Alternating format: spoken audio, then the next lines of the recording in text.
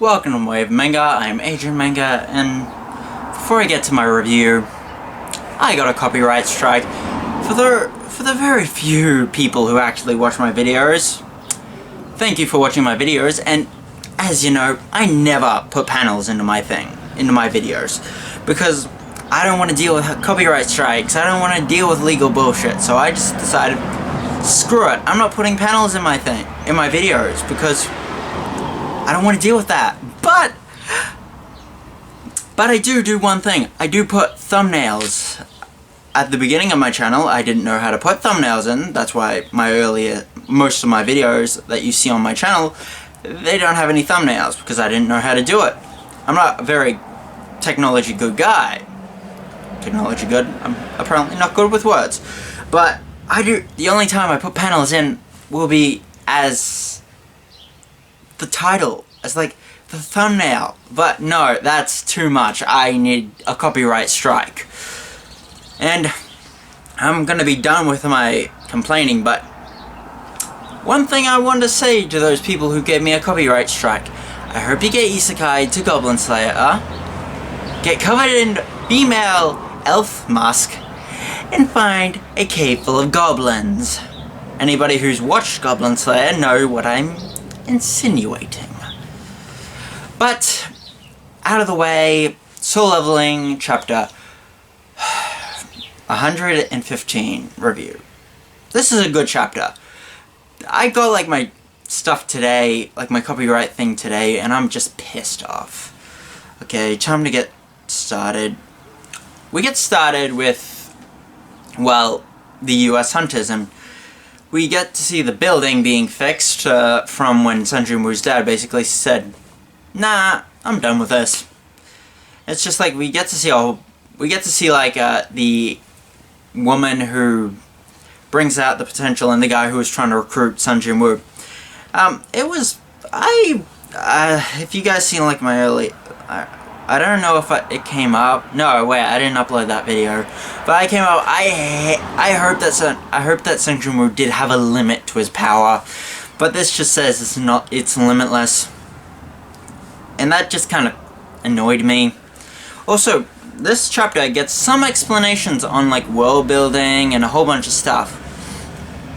So like, we see the US leader of the Hunters organize it, the Hunter Guilds, and it's like they basically say that they failed and that Sung Jin-woo is a king. We get that, like, what, I'll just skip to what, we know that he's at the rank of a national rank hunter, but we know now that there's only like 5 national rank hunters. So, the reason that there are national rank hunters is because of the first S-rank gate. The first S-rank gate basically destroyed the whole west of America. So, this is like my headcanon, but after like the first S-rank gate opened up, like all of like this dragon later on in the chapter, I forget his name, I'll check later, but this guy just incinerated the entire west part of America, and basically these 5 people were the only ones to survive. This dragon wiped out so many top rank hunters. So, and we also get an explanation on where hunters get their powers from. It's basically this source is where they get their powers from. But the reason that I understand what they're coming from, like the Upgrader, that's her name, the Upgrader, she was able to upgrade their abilities by giving them a stronger connection. But with Sung Jin-woo, his powers come from within, so the darkness within Sung Jin-woo. Also, we get a pretty good thing, like, the leader of the Hunters Guilds in America basically says that after learning that Sung Jin-woo's powers come from darkness, he asked, "So are you saying Sung Jin-woo is evil?" And it's like, I like how they're taking this. It's like, his power is darkness. It may be considered evil, but it's not actually evil, it's just darkness. Say, just the shadow is the same, is not malicious straight out, but it's just darkness is not malicious straight up. You need to turn that into malicious intent. That's what I got from that. And it's just like a whole bunch of stuff. Like, they do mention, like, we do know that there's something going on, like the server and all that. Like, they can call it the other side. So the other side is definitely like the server and all that, and because the whole world is basically a video game, she just calls it the other side. Everybody just calls it the other side, but we do know where his powers, their powers come from, and basically Sung Jin-woo's powers come from himself, so that means he can continuously grow. That explains why people's ranks get halted when they get an awakening, and they need a second awakening to gain their own powers. And there's some panels in this chapter that I love to do as a thumbnail, but I'm not doing them as a thumbnail because I can't do that, apparently. I can't do anything for a thumbnail. That's how bad it is. I like to say support the official release whenever you can, but these guys are just tosses. And then we just get like the guy who was trying to recruit Sung Jin-woo and the leader of the Hunters Guild in America, basically going down to the 24th floor, I think it was? No, wait, 24th floor B. It's just like, this is where they keep the remains of this dragon that wiped out basically all of Western America. So I really want to know, like, I've been wanting to see more of dragons in the series. Like, they haven't been, like, shown up. They've shown up a little bit less than I thought they would. Like, in the first chapter 0, they show up as in this big green dragon. They've shown up very scattered out. Like, they've been showing up, like, Tusk used a dragon, the Demon King had a wyvern, so it's just like dragons have been, like, sprinkled along the series. Like, they've been shown to be powerful, but they haven't really been shown to be that big of a threat. But this definitely solidifies the strength and the ferocity of a dragon. Since only 5 hunters survive this dragon, and he was really fucking dangerous. I'll cut that bit out, but this dragon, Kamash, I love that down there whenever I muck it up, and he looks like this terrifying red dragon. He's just like, he's got these horns, he looks really demonic and terrifying.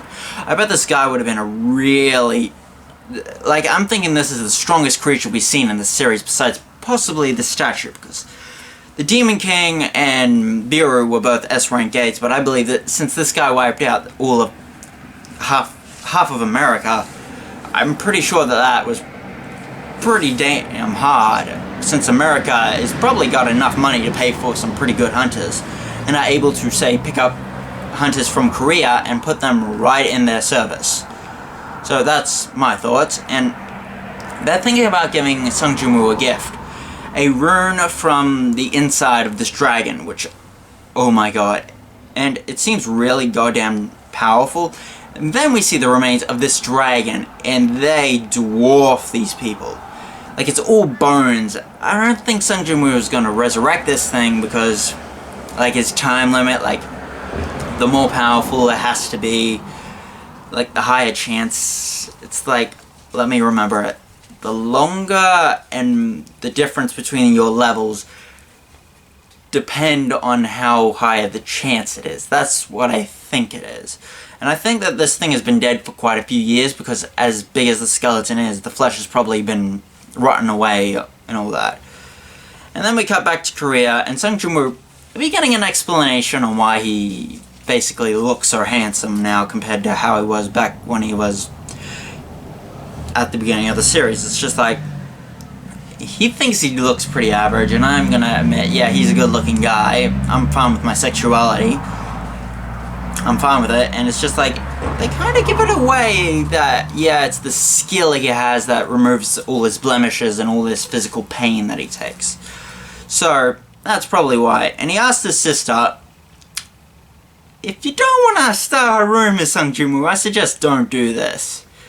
And he just basically asked her if he looks good as a man, and I get I get why she's acting this way, and I don't understand why he asked that. But, and also, Sung Jin-woo does state a fact to his sister, who's kicking him. If you kick me, I have S-class level strength. You're gonna break your leg.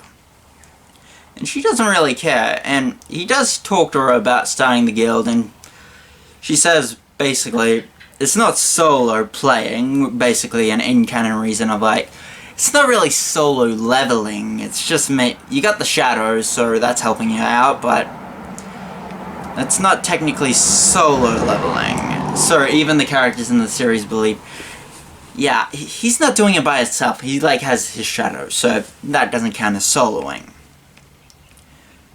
And like, they bring up a possible name for the guild, which is basically her name spelled backwards, so basically she's trying to get her name out there.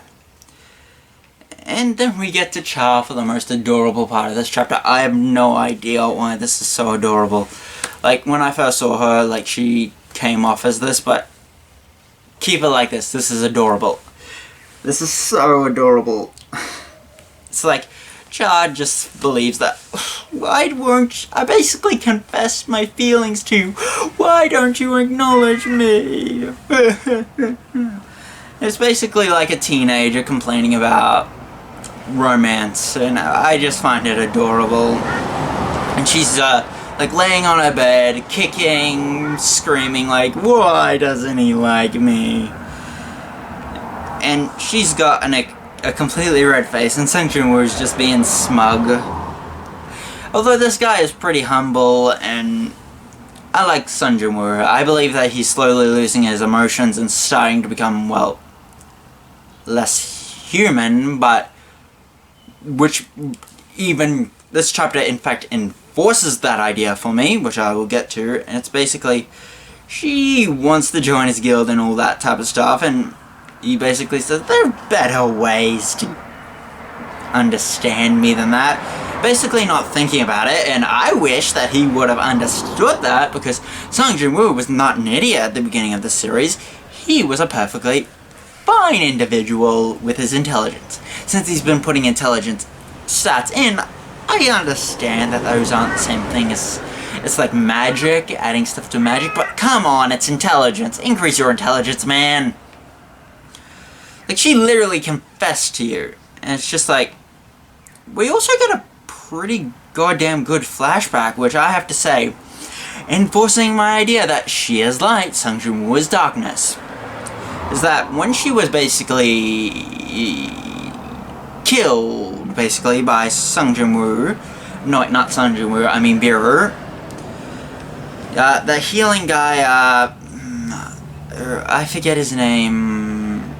He basically says that, tells her, watch out for Sung Jin-woo, his power is, tell him to watch out for his own power, which basically means that, I don't know, definitely he's a monarch, this goes to monarchness, there's a whole bunch of stuff, like, this is definitely something that needs to be brought up.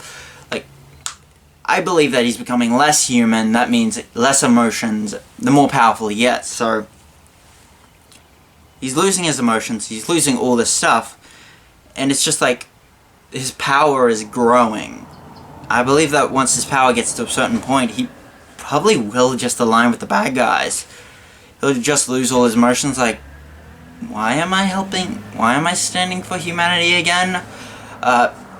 Just because we're blood related doesn't mean that, and like, possibly might kill a sibling, like kill his sister, kill his mom, may even attack his dad.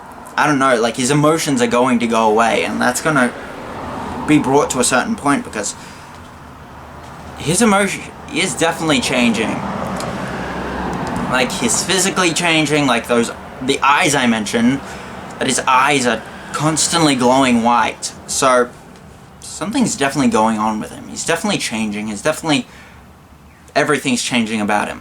Physically, mentally, spiritually, with his darkness. And these monarchs, I'd like to think that not all monarchs are evil. I'd like to think that some of the monarchs that, like, sure, some of the monarchs are really horrible people and want to bring chaos, but I'm thinking that definitely some monarchs are like, I have my power, they don't have to be good individuals. Like, the only monarchs we've really seen on the ice, D-Man and Shadow, which Sung Jin-woo, but that guy, I like looked up an image of like monarchs once, and I saw that beastly caveman guy, and I thought, definitely monarch, because these guys are definitely going to be a threat later on. That's my thoughts, that monarchs are pretty goddamn powerful, but they're not at the top of the food chain.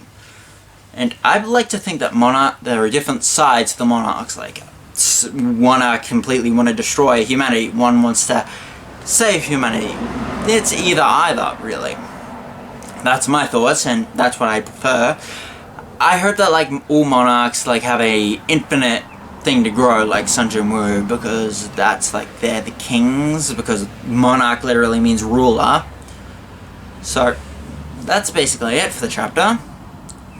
If any of you try to copyright strike me again, I will hunt you down and make you isekai to Goblin Slayer.